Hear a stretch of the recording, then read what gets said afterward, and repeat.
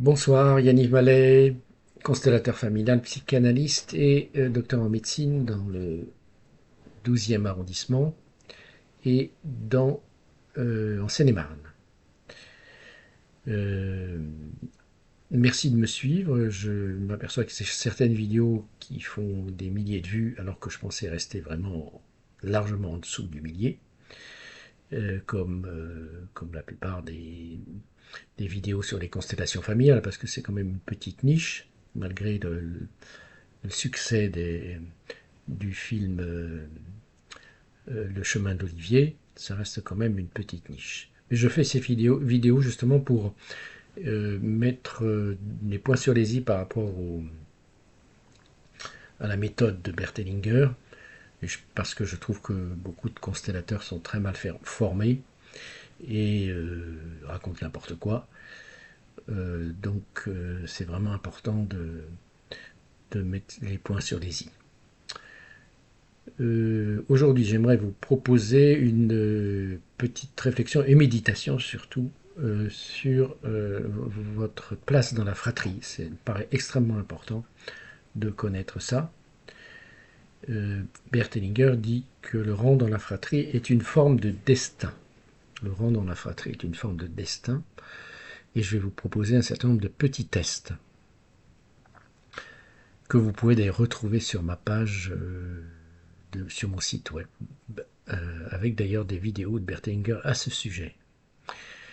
Euh, alors, ce qu'il faut savoir, ce que dit pas Bert Hellinger, et ce que ne connaissent pas d'ailleurs la plupart des constellateurs, c'est que ce genre de test, qui est un test finalement assez kinésiologique,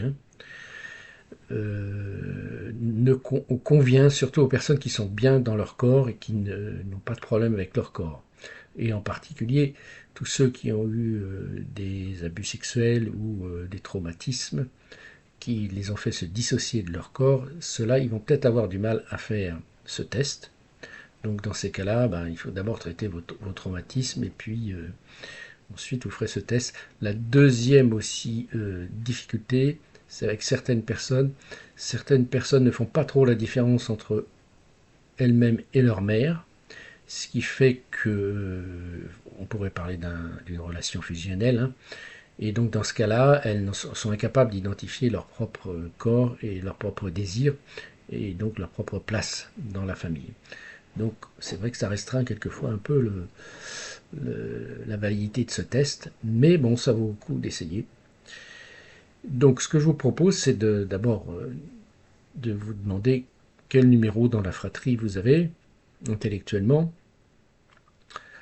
Alors, évidemment, vous pouvez avoir un numéro différent dans la lignée de votre mère et dans la lignée de votre père. Moi je vous conseille d'abord commencer par maman, parce qu'évidemment, dans ces histoires de rang, la lignée de votre mère me paraît plus importante et plus intéressante dans la mesure où votre mère vous porte, et donc les mémoires aussi sont inscrites aussi dans l'utérus de votre mère et dans le corps de votre mère, hein. Tout ça c'est éprouvé scientifiquement maintenant par des histoires d'ADN qui traversent l'utérus et le placenta.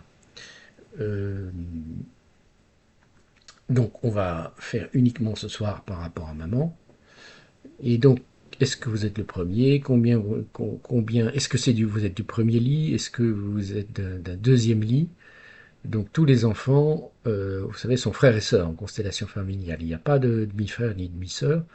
Donc dans la lignée de votre mère, si votre mère a eu un enfant ou un avortement ou une fausse couche ou une grossesse qui n'était pas aboutie, il faut les compter, hein. Les morts comme les vivants comptent comptent dans la fratrie, mais en constellation familiale, ils comptent bien sûr. Donc vous vous placez dans votre numéro dans lequel vous vous estimez être. Bon, par exemple, si vous êtes le numéro 3, vous imaginez, vous fermez les yeux, vous imaginez que vous êtes sur le numéro 3 et vous écoutez comment vous vous sentez dans votre corps par rapport à ce numéro 3. Puis ensuite, vous vous décalez pour voir si vous êtes sur le numéro 4, comment vous vous sentez sur le numéro 4. Est-ce que c'est mieux ou moins bien par rapport au numéro 3? Vous pouvez faire les allers-retours plusieurs fois. Si c'est ni bien sur le 3, ni bien sur le 4, ni bien sur le 5, vous vous décalez encore. jusqu'à trouver votre bon numéro. Alors vous pouvez faire ça les yeux fermés, vous pouvez faire ça aussi en vous plaçant sur des feuilles. Moi c'est ce que je fais avec mes clients. Vous placez une feuille numéro 1, une feuille numéro 2, une feuille numéro 3, une feuille numéro 4, une feuille numéro 5 et vous défilez comme ça les numéros jusqu'à l'endroit où vous vous sentez bien stable, où vous n'oscillez pas, où vous ne fermez pas les yeux et où vous vous sentez bien incarné. Et une fois que ça c'est bien validé, par exemple si vous vous sentez bien sur le numéro 5, vous dites intérieurement je suis le numéro 5. Et moi ce que je propose à mes clients en général, quand on a trouvé la bonne place, c'est qu'au sortir de la séance, c'est qu'à chaque pas, elles disent mentalement, un peu comme une marche afghane, hein, je suis numéro 5, et ça va finir par enraciner, et toute l'énergie de ce numéro dans l'histoire familiale va s'incarner en vous, et donc vous allez voir, l'énergie est complètement différente à ce moment-là. Hein. Je ne compte pas le nombre de gens qui m'ont dit combien ça les avait aidés. Voilà ce que je vous propose de faire ce petit test.